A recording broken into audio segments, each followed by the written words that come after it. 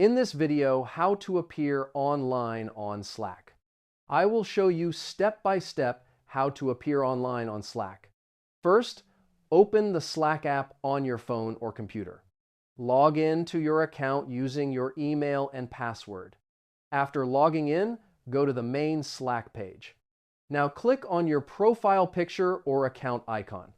This icon is usually located in the top right corner of the screen.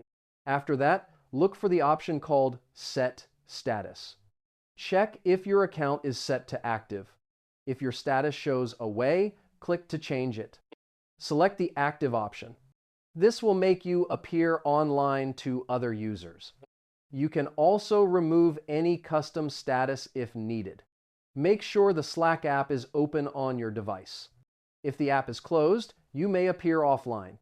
Also check that your internet connection is working properly. When Slack is open and active, a green dot will appear next to your name. The green dot indicates that you are online.